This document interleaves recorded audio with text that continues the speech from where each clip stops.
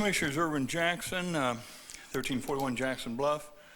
I had a very nice 4-week vacation, came back to town all refreshed, and first thing I see of all the newspapers in the floor is we still have problems with city commissioners that just aren't for sure if they live in a city or if they live in a county. I do want to thank the Tallahassee Democrat for finally reporting on city commissioners who live in a county and then run for public office in a city. I only wish they had reported this information about a year and a half ago before the last election.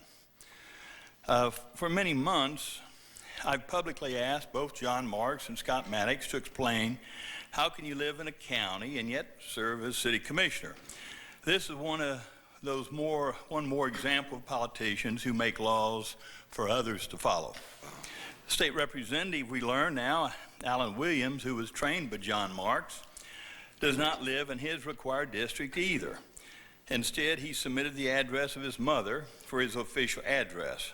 This raises a question, is Alan residing with his mom or is he residing with his wife and children? It just seems he's not really for sure. It is sad, though, that Alan would make a decision to bring his mom into this scam of the public. Now, these three politicians exemplify the worst in public service. Their actions show unbridled arrogance and disdain for the election laws of our community as they seek to personal financial gain.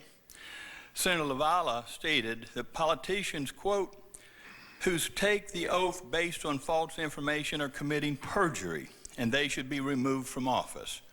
I agree with him and further believe that their license to practice law in Florida should be revoked.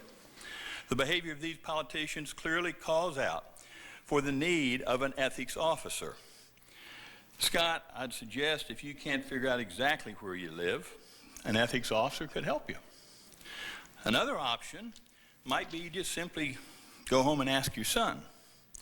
Reporter Jeff Burlew stated that he stopped by and saw your son living in your home located in a county. Some members of this commission have stated that the city doesn't have enough money to hire an independent ethics officer. I disagree totally. We have $2.1 million to build a brew pub. We've got $10 million to give to out-of-town developers to build student apartment complexes we don't need. And we have money to give raises to city employees who are making over $100,000 a year. Commissioners, I'm embarrassed, and you should be too. Especially our newer commissioners. I know Commissioner Miller's not here, and Commissioner Ziffer. Excuse me, your time's expired. It is, my last suggestion, it's time to eliminate the dishonesty in city elections.